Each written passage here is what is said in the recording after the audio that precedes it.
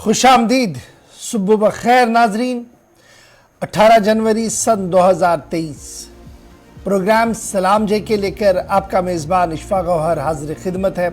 सुबह के 8:35 हुआ चाहते हैं और हर दिन सुबह आपके सामने आते हैं और कोशिश हमारी रहती है कि आपको बाखबर करें जम्मू कश्मीर की मौजूदा सूरत हाल के हवाले से, दिल्ली की सियासी सूरत हाल के हवाले से और आलम दुनिया के अंदर जिस तरीके की सूरत हाल उभर कर आ रही है, जो बयानात आ रहे हैं, काउंटर बयानात आ रहे हैं, उसके बीच क्या कुछ साउथ एशिया की खबर है उस पर भी हमारी नज़र रहती है और पल पल का अपडेट इस ट्रांसमिशन में जो 10 बजे तक हम चलाते हैं, इस मॉर्निंग शो को 10 बजे तक लेने की कोशिश करते हैं। इस बीच एक मरहला ऐसा भी आता है जब आप घर बैठे इस प्रोग्राम का हिस्सा बनते हैं, आप हमारे साथ बात करते हैं, अपने मसाइल को हुकूमत तक पहुंचाने की कोशिश करते हैं और कुछ तजवीज़ें रखते हैं, कुछ उम्मीदें हुकूमत के सामने रखते हैं, इस उम्मीद के साथ कि जो कुछ आप बात कह रहे हैं वो इदारे सुने और इदारों तक वो बात जाए। ये भी एक बहुत बड़ा एक लाजमी जुज़ रहता है हमारी तरफ से, तो वो भी एक प्रोग्राम का हिस्सा रहता है। तो याद रखिएगा कि ये सिलसिला इसी तरीके से चलता रहेगा जब तक आप हमारा साथ देते रहेंगे। और साथ कहाँ कहाँ से आप हमें दे रहे हैं, एक तरफ से आप टीवी पर हमें देख रहे हैं, फिर आप हमारी राब्ता साइट फेसबुक पर आते हैं जहाँ पर 2 नशरियात यानी 2 पेज पर हमारी नशरियात चलती है। उसके साथ यूट्यूब, इंस्टाग्राम और कू पर आप हमारे साथ ज्वाइन करते हैं जहाँ पर 24/7 हम आपको लगातार अपडेट करते रहते हैं, बिला नागा अपडेट करते हैं, न सिर्फ जम्मू कश्मीर बल्कि मुल्क और बैनुल-अक़वामी सतह की सूरत हाल से वहाँ पर हम आपको अपडेट करते रहते हैं। यूट्यूब के बाद जैसे आप वेबसाइट पर आते हैं तो वेबसाइट की कहानी थोड़ी सी डिफरेंट हो जाती है। वहाँ से आप लगातार मोहब्बत हमारे साथ बांटते हैं, हमारी कोताहियाँ हम तक पहुँचाते हैं और हमारी गलतियाँ जो हैं उसे बिल्कुल भी नज़रअंदाज नहीं करते हैं बल्कि तहरीर करके हम तक पहुँचाते हैं। और आपसे वादा है कि जो तनकीद बराए तामीर आपकी तरफ से किया जाता है उसे खुले दिल से एक्सेप्ट भी किया जाता है और उस पर काम भी किया जाता है, जैसा कि आपको पता भी है। तो फिलहाल प्रोग्राम का तय फॉर्मेट जी है, तो तय फॉर्मेट क्या है कि हम आपको बताते हैं कि हिस्ट्री क्या कुछ आज के दिन की, यानी 18 तारीख को माजी में, 18 जनवरी को माजी में क्या कुछ हुआ है। फटाफट से जरा इस पर एक नजर डालते हैं और मेरे साथ हस्बे वादा दिल्ली स्टूडियो में मौजूद है आसिफ रशीद, जो प्रोग्राम का आगाज करेंगे हिस्ट्री ऑफ द डे से। खुशामदीद, गुड मॉर्निंग, बहुत बहुत स्वागत आप सभी का प्रोग्राम सलाम जेके में। तो हिस्ट्री ऑफ द डे में खास क्या है, सबसे पहले उसी पर नजर दौड़ाते हैं। और आज जनवरी की 18 तारीख है, साल 2023, नया साल है, पहला महीना आहिस्ता आहिस्ता निकलता ही जा रहा है। 18वां दिन है। 1951 में आज ही के दिन नीदरलैंड में पहली बार झूठ पकड़ने वाली मशीन का इस्तेमाल हुआ। टेक्नोलॉजी का सहारा लिया गया आज से तकरीबन 74 वर्ष कबल। 1955 में उर्दू के मशहूर अदीब और शायर सआदत हुसैन मंटू का इंतकाल हुआ, आज उनकी बरसी है। भारत पाकिस्तान में उन्हें याद किया जा रहा है, अदबी खिदमात काफ़ी ज़्यादा उनकी हैं। 1942 में मशहूर बॉक्सर मोहम्मद अली की पैदाइश हुई, आज उन्हें भी याद किया जा रहा है। जिस तरीके से बॉक्सिंग की दुनिया में मोहम्मद अली ने एक इनकलाब लाया।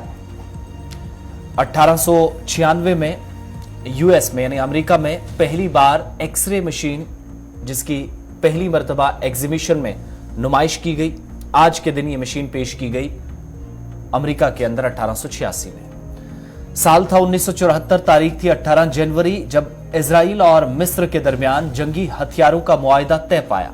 एग्रीमेंट हुआ इजिप्ट और इजराइल के दरमियान कि दोनों तरफ से एक दूसरे को जंगी हथियार दिए जाएंगे और जरूरत पड़ने पर स्ट्रेटेजी के एतबार से रवाबित को मजीद आसान और बेहतर बनाया जाएगा।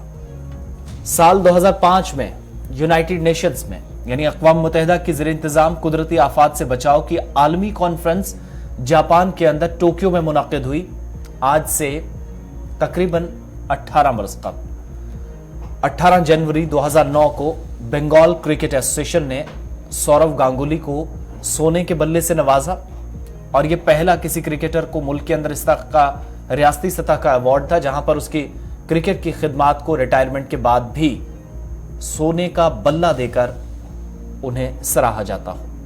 साल 2013 में नासा ने पहली बार आज के दिन लेजर कम्युनिकेशन हासिल किया।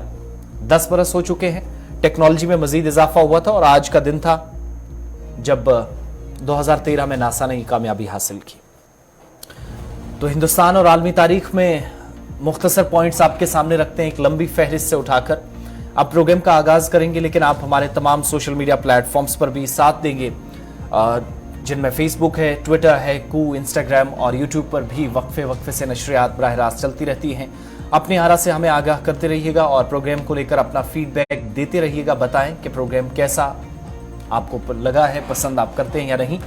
ये चीज़ें सारी हम तक आती रहेंगी, लेकिन अब खबरों की तरफ बढ़ेंगे।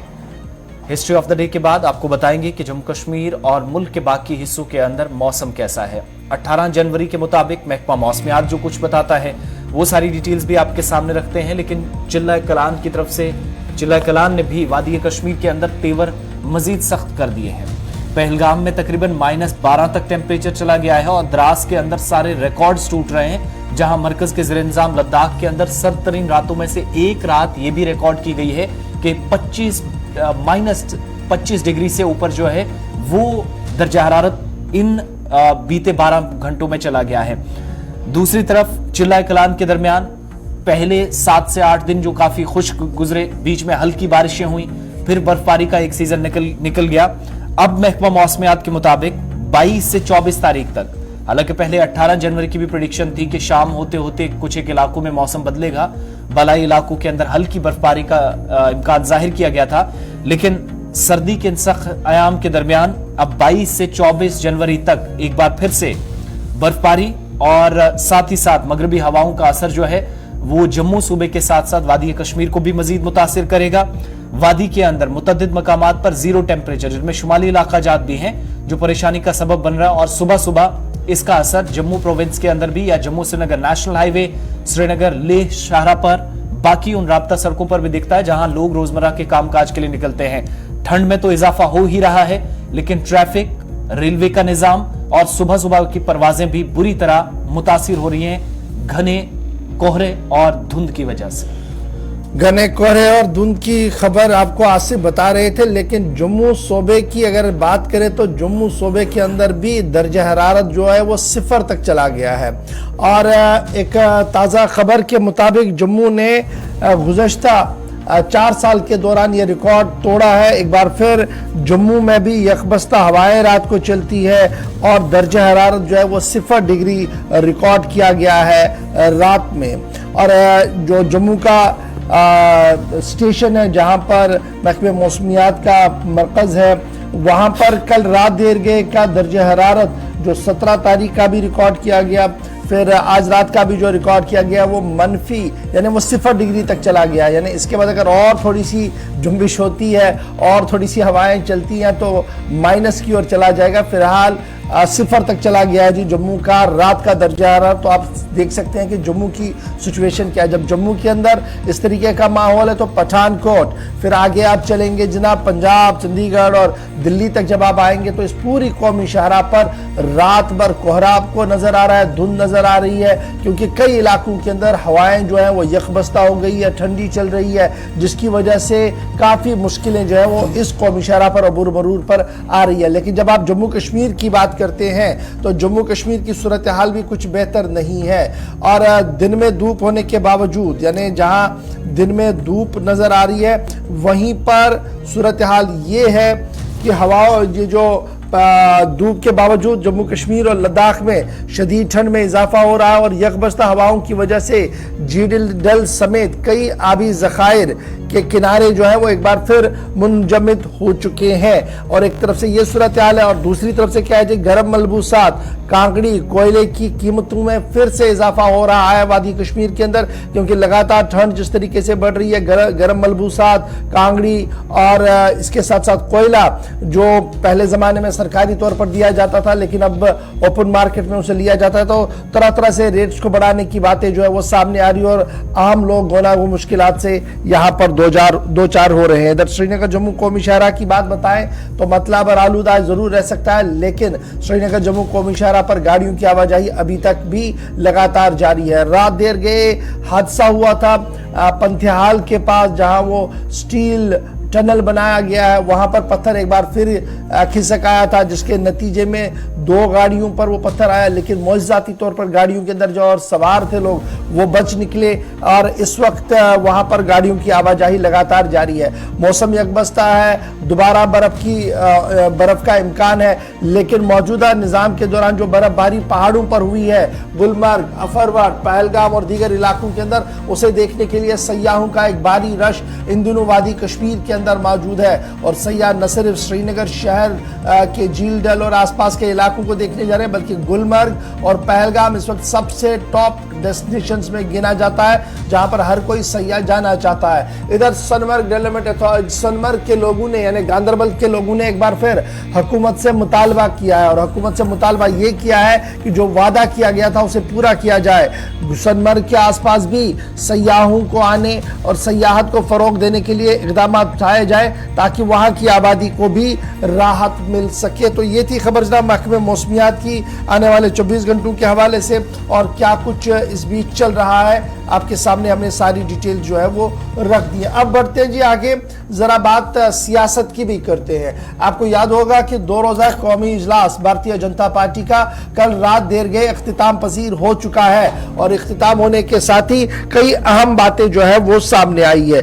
कल दूसरे दिन जहां वजीर आजम और वजीर खारजा के बयानात हुए हैं कौमी मशावरती काउंसिल के अंदर भी, और साथ साथ जो बीजेपी की कोर कमेटी के साथ नेशनल एग्जीक्यूटिव है वहां पर वजीर आजम और डॉक्टर जयशंकर की तकरीर हुई है। उसके साथ साथ ये भी साफ कर दिया गया कि वजीर आजम ने अब हदफ मुकर्रर कर दिया है, 2024 के चुनाव से पहले हदफ को मुकर्रर कर दिया है, और यह हदफ अक़लियतों तक पहुंचने का है, हर फर्द और हर घर तक जाने का है, और जो दूरियां हैं, जो कमियां हैं, उसे कम कर कर मजीद जीत को दर्ज किया जाए। इस हवाले से बीजेपी ने अपनी हिकमत अमली को तरतीब दिया, और कल वजीर आजम ने गुरु मंत्र के तौर पर यह बात जो है वह सामने रखी है। मौजूदा सदर भारतीय जनता पार्टी के जो है कौमी सदर जेपी नड्डा, उनकी मियाद को फिलहाल 2024 तक बढ़ा दिया गया है, यानी उनकी मियाद खत्म हो रही थी, कौमी सदर का इंतखाब होना था। अगर पार्टी इंतखाबात में लगेगी तो फिर आने वाली 10 रियासतों में जो चुनाव है और फिर 2024 में जो चुनाव है, सूरत हाल उससे खराब हो सकती है। इसलिए जेपी नड्डा के कंधों पर एक और जिम्मेदारी की, शाह और मोदी की जोड़ी को एक बार फिर जीत से हमकिनार कराना होगा। इसलिए नड्डा साहब दोबारा से 2024 तक फिलहाल सदर रहेंगे। कल इस बात का भी ऐलान कर दिया गया है। कल इस बात का भी ऐलान कर दिया गया कि मुख्तलिफ स्टेटों के अंदर जो पोल बाउंडेड स्टेट्स है वहां पर भी इंतखाबात पार्टी के ड्यू थे, वहां पर फिलहाल मौखर कर दिया गया, और मौजूदा निज़ाम को ही आगे बढ़ाने को हरी झंडी मिली। और उसी तरह से जम्मू कश्मीर के सदर बीजेपी के रविंदर रैना की भी मुद्दत जो है वो 2024 तक फिलहाल बढ़ चुकी है। तो जिस तरीके से खबर सामने आ रही है कि बीजेपी की नेशनल एग्जीक्यूटिव का इजलास खत्म हुआ था, उसके फौरन बाद जम्मू कश्मीर की जो टीम है, बीजेपी की जो टीम है जिसकी सरबराही रविंदर रैना कर रहे थे, उन्होंने कल हंगामी मीटिंग जो है वो तलब किया, और उस हंगामी मीटिंग के अंदर जो जनसंपर्क अभियान है उसको हतमी शक्ल दे दी गई है। भारतीय जनता पार्टी बड़े पैमाने पर जनसंपर्क अभियान जम्मू कश्मीर के अंदर चलाएगी, और ये जनसंपर्क अभियान जो है वो फरवरी के महीने से चलाया जाएगा। इस सिलसिले में हतमी बात जो है वो कल कर दी गई है, और माना जा रहा कि आज ऑफिशियली ब्रीफिंग भी की जाएगी। हमारे नुमाइंदे ने कल बीजेपी के सीनियर लीडर से गुफ्तगू की है, जब नेशनल एग्जीक्यूटिव और ये खुसूसी इजलास जो दिल्ली के अंदर बीजेपी के कोर ग्रुप का हुआ था इख्तिताम पजीर हुआ, उसके बाद क्या कुछ सूरत हाल है, तो आपको जरा फटाफट से पहले वो भी दिखाते हैं। ताबिश कमाल ने कल गुफ्तगू की है बीजेपी के senior leader doctor Nirmal Singh से। निर्मल सिंह किस तरीके से हालात वाक़ात की अक्कासी कर रहे हैं, जरा देख लीजिएगा। हमारे से बातचीत करने के लिए निर्मल सिंह जी बात करते हैं। सर, मीटिंग 2 दिन तक चली है, क्या जम्मू कश्मीर को लेकर भी कुछ बात हुई है यहाँ पर? देखिए, पूरी जो पॉलिटिकल राजनीतिक परिस्थितियों के ऊपर चर्चा हुई है। आगे G20 का भी जो आ रहा है, प्रधानमंत्री जी ने और एक प्रेजेंटेशन भी उस पर हुई है, कुछ रेजोल्यूशंस आए हैं। कुल मिला के पूरे देश के बारे में जैसे चर्चा हुई, वैसे जम्मू कश्मीर के और इसी कॉन्टेक्स्ट में बात हुई। G20 को लेकर क्या तैयारियां रहेगी जम्मू कश्मीर में, क्या इंस्ट्रक्शन है G20 को लेकर के? देखिए, जैसे 2 मीटिंग्स हैं, एक शायद श्रीनगर में होगी और एक लद्दाख में होगी। एज ए प्रेजेंटेशन जयशंकर जी ने बताया उसमें रहेंगी। लेकिन मोटी मोटी जानकारी दी है, विस्तृत तो बाद में तैयारी होगी, बाद में पता लगेगा। सर, इलेक्शन को लेकर कुछ तैयारियां हुई हैं, क्योंकि उन राज्यों के सभी नेताओं को भी बुलाया गया था जहां पर इलेक्शन होने हैं, तो क्या तैयारियां हैं जम्मू कश्मीर में चुनाव को लेकर? देखिए, भारतीय जनता पार्टी तो 24/7 तैयारी करती रहती है। आगे हम भी यात्रा करेंगे और हमें अलग अलग कॉन्स्टिट्यूंसीज, अपनी कॉन्स्टिट्यूंसी जहां से हम लड़ते हैं वो दूसरी मिली है, तो आने वाले वक्त में लोकसभा के चुनाव भी हैं, जम्मू कश्मीर के चुनाव भी हैं, और यहाँ जो अपने जो है पंचायतों के चुनाव भी हैं, लोकल बॉडीज के हैं, क्योंकि 23 और 24 जो है इलेक्शंस का है, तो उस कुल मिला के जो है पार्टी जो है बिल्कुल तैयारी में। जहां तक खबर आ रही है कि बहुत जल्द चुनाव कराने की तैयारी वहां की जा रही है, इस वक्त माहौल पूरी तरह से ठीक है, तो क्या समझा जाए कि अब चुनाव नजदीक आ रहे हैं इसलिए तैयारी शुरू हो चुकी है? देखिए, मैंने पहले ही कहा है, भारतीय जनता पार्टी 24/7 जो है तैयार रहती है। हमेशा हम इलेक्शन मोड में रहते हैं, क्योंकि हम सिर्फ राजनीतिक बदलाव के लिए नहीं, हम सामाजिक बदलाव के लिए भी काम करते हैं। इसी प्रकार का दिशा निर्देश हमारे प्रधानमंत्री जी ने और राष्ट्रीय अध्यक्ष ने दिया है, और इसी प्रकार के जो रेजोल्यूशंस भी हैं उसी आधार पर हम अब जेपी नड्डा जी को दोबारा राष्ट्रीय अध्यक्ष की कमान सौंपी गई है, 2024 का चुनाव उन्हीं के नेतृत्व में होगा, इस सबको पार्टी से कितनी मजबूती मिलेगी? और खासतौर से जम्मू कश्मीर, चूंकि जम्मू कश्मीर को लेकर के बहुत फोकस कर रहे हैं प्रधानमंत्री और गृह मंत्री। देखिए, पूरे भारत में जिस प्रकार से भारतीय जनता पार्टी का फैलाव हुआ है, हर तरह से उस पर सर्वस्पर्शी हुई है, हर क्षेत्र में गई है, और दुनिया की सबसे बड़ी पार्टी, और जिस प्रकार से 3 साल उन्होंने नेतृत्व किया, और क्योंकि 2024 में इलेक्शंस आ रहे हैं, इलेक्शन बोर्ड में सारा है, तो उसको देखते हुए जो है पार्टी ने तय किया, तो उनको जो है जून 24 तक उनको जो एक्सटेंशन दी जाएगी। शुक्रिया बातचीत करने के लिए। सहयोगी साजिद के साथ ताबिश कमाल, दिल्ली। भारतीय जनता पार्टी का दिल्ली के अंदर इजलास खत्म हो गया है, लेकिन लीडरान को जो मशवरे दिए गए हैं जम्मू कश्मीर तक और मुल्क की बाकी रियासतों में, चूंकि अगले साल बल्कि इस साल 2023 में 9 अलग अलग रियासतें और यूटीज हैं जहां पर इंतखाबात हैं। जम्मू कश्मीर के ताल्लुक से अभी पिक्चर क्लियर नहीं हुई है, लेकिन लोगों के साथ राब्ता और तेज किया जाए, अवामी राब्ता मुहिम मजीद बेहतर हो, इसके लिए मशवरा खुद वज़ीर आज़म की तरफ से खिताब के दौरान पार्टी लीडरान को इस मीटिंग के दौरान दिया गया है। आगे बढ़ते हैं, बात जरा जम्मू कश्मीर इंतजामिया की भी करते हैं और मुख्तलिफ अजला की अलग अलग जो एक तरह से कारकर्दगी क्या है उस पर नजर दौड़ाते हैं मुख्तलिफ आदाद शुमार के जरिए। बारामूला के लिए अच्छी खबर है, शुमाली कश्मीर का जिला बारामूला जो आबादी के लिहाज से भी एक बड़ा डिस्ट्रिक्ट है, लेकिन अब एस्पिरेशनल डिस्ट्रिक्ट्स की फहरिस्त में एक बार बेहतर परफॉर्म करने के बाद अपना नाम दर्ज कराने में जिला बारामूला कामयाब नजर आया है। इस फहरिस्त में जहां पर तीसरा मकाम हासिल किया है एस्पिरेशनल डिस्ट्रिक्ट्स में, जहां बिलखुसूस एक तो वाटर रिसोर्सेज में और दूसरा एग्रीकल्चर के शोबे में या तरक्याती प्रोग्राम जो है वहां पर जिला बारामूला चमका है। और नीति आयोग की तरफ से जो डेल्टा रैंकिंग हर साल की जाती है, मुख्तलिफ अजला की दर्जाबंदी इसमें की जाती है, उसमें बारामूला तीसरा स्थान या तीसरा मकाम हासिल करने में कामयाब रहा है। इसके लिए हालांकि मुख्तलिफ अजला की रैंकिंग होती है, तमाम डिस्ट्रिक्ट्स में देखा जाता है कि किस शोबे में कितनी तरक्की हुई है, मरकजी मुआवनत वाली स्कीमें हैं, तरक्याती प्रोग्राम हैं, उनसे लोगों को फायदा पहुंचाने में इंतजामिया ने जितने इकदाम उठाए क्या वो कामयाब हुए हैं या नहीं, वो सारी चीजें देखी जाती हैं। तो बारामूला के लिए एक तरह का ये माइलस्टोन है, एक बड़ी कामयाबी है, जिसके लिए खुद जिला तरक्याती commissioner doctor Sehrish Asghar react करती भी नजर आए और जिला इंतजामिया ने इसका पहले नीति आयोग की तरफ से फहरिस्त जारी की गई और बाद में इसकी जानकारी भी दी गई। मुख्तलिफ इलाकों के अंदर कामकाज हुआ, जिससे एस्पिरेशनल डिस्ट्रिक्ट्स में एक चीज ये भी पता चली जिला बारामूला के अंदर कि कम से कम जो मुलाजमत के या नौकरियों के मौके थे, मकामी सतह पर रोजगार पैदा करने की कोशिशें थी, उसमें इंतजामिया बहुत हद तक कामयाब हुई है। यही वजह है कि अब डिप्टी कमिश्नर इन मुतलका डिपार्टमेंट्स, जिनकी वजह से जिला इस वक्त टॉप ऑफ द टेबल चला गया है, उनकी भी तारीफ कर रही हैं और साथ मजीद तफसीलात भी दे रही हैं। डॉक्टर सहरिश असगर को सुनिएगा।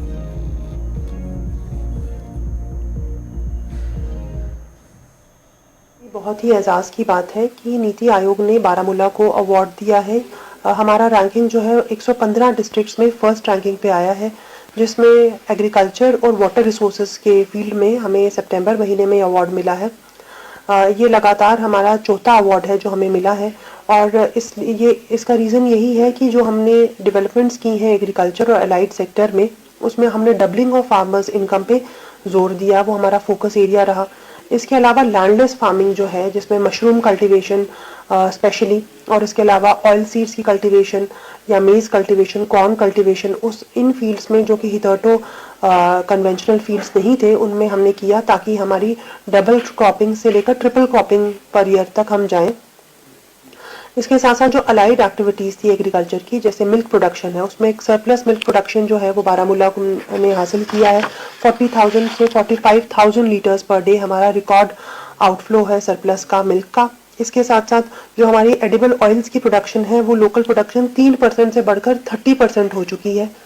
और हमारा जो ग्रेड ए एप्पल है, उसमें भी हमें रिटर्न्स जो है वो इंक्रीज हुए हैं इस बारी।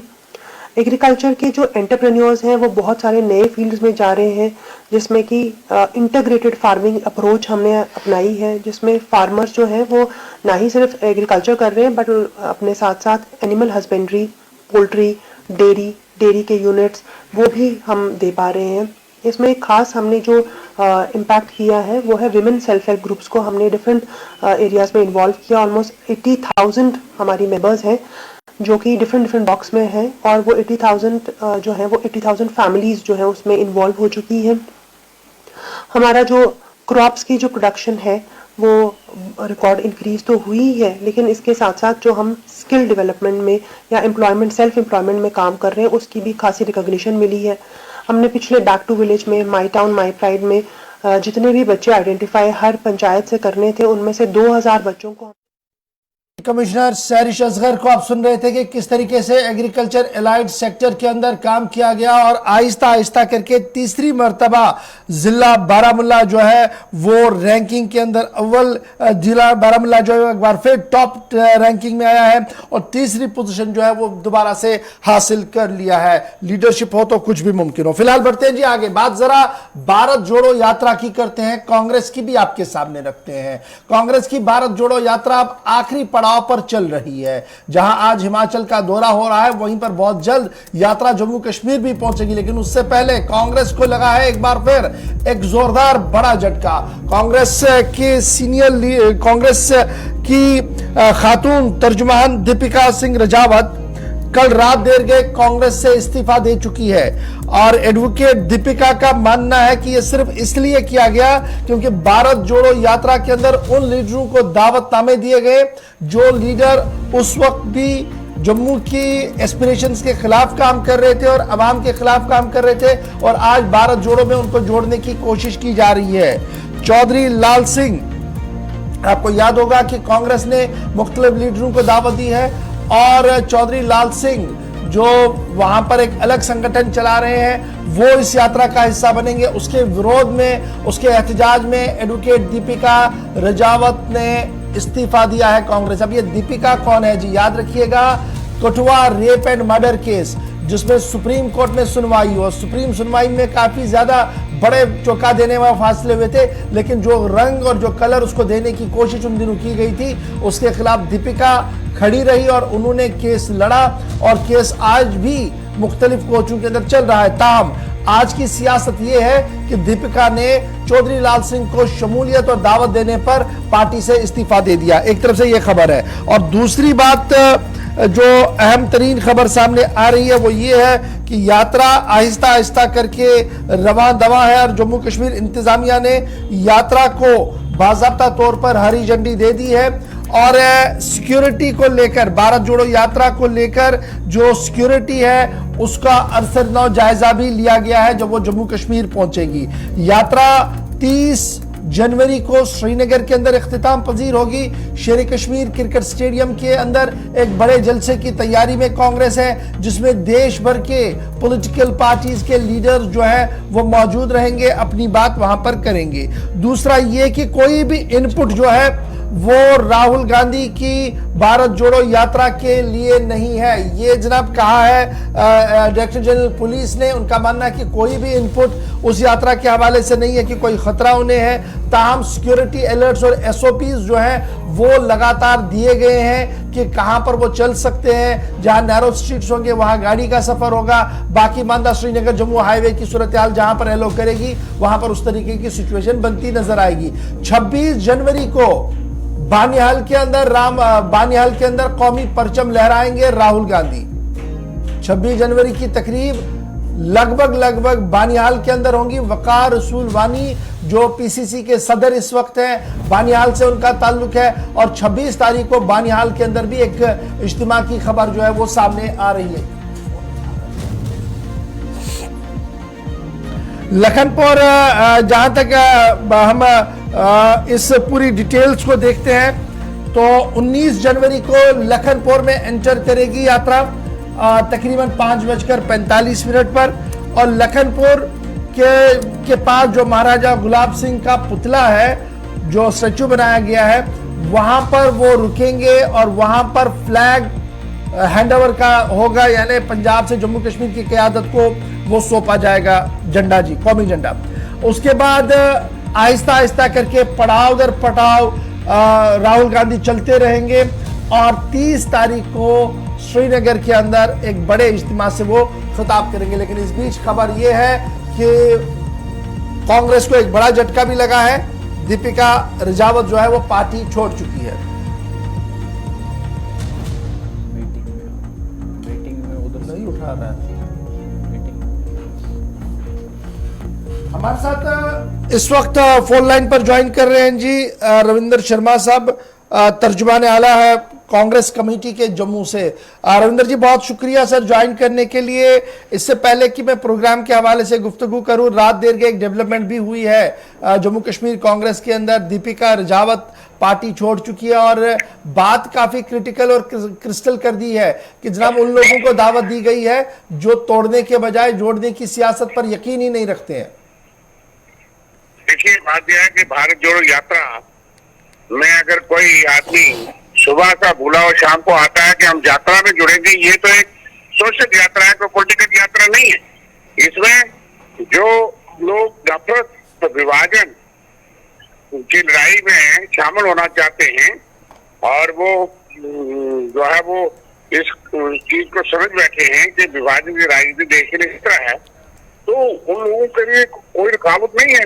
कोई बीजेपी वाला भी अगर सोचता है कि मैं गलत रास्ते पे था, मुझे सही रास्ते पे आना चाहिए, तो मेरे ख्याल से उसको भी यात्रा में कोई रोकेगा नहीं। तो इसका यात्रा में आना और यात्रा में आने के लिए दावतनामा कांग्रेस की तरफ से जाना, ये दो अलग अलग चीजें हैं। नहीं, कोई दावतनामा नहीं, हमने हमारी बात नहीं हुई, लेकिन उन्होंने इस चीज को महसूस किया। और बाकी जिस वक्त जो मामला हुआ था वो भाजपा के मंत्री थे और भाजपा ने उनको डिप्यूट किया था। वो जो 2 मंत्री गए थे, दूसरे अभी भाजपा में है, और भाजपा को जब लगा कि उनकी कुर्सी जा रही है, भाजपा को जब लगा कि बीजेपी पीडीपी का हिस्सेदार थी, तो एक तरफ से हंगामा जांच ठीक नहीं हो रही, तो भाजपा ने उनको डिप्यूट करके भेजा था। और ये उस वक्त के मीडिया को सब कुछ जो है वो जुआ गया था, और अगर वो लोग गए तो भाजपा के नुमाइंदे। अच्छा, खबर अब दीपिका सिंह रजावत की तो अपनी जगह है, लेकिन खबर यह है कि कठुआ कांग्रेस भी नाराज है और उन्होंने भी पार्टी लीडरशिप को यह बात कह दी है कि जनाब अगर इस तरीके का माहौल हुआ तो वो किनारा कशी करेंगे, वो इससे दूर रहेंगे। नहीं, ऐसा तो कोई खबर नहीं है, ना कठुआ कांग्रेस।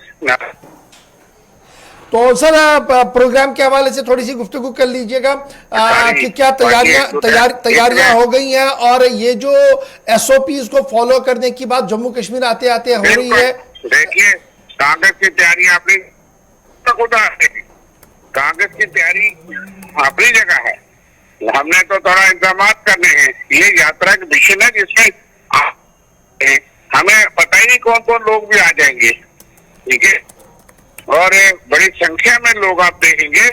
जम्मू कश्मीर में हालांकि इतनी ठंड का मौसम है, सुबह सुबह यात्रा चलती है, लेकिन संदेश अच्छा होगा और जम्मू कश्मीर को भी संदेश देना, और सारे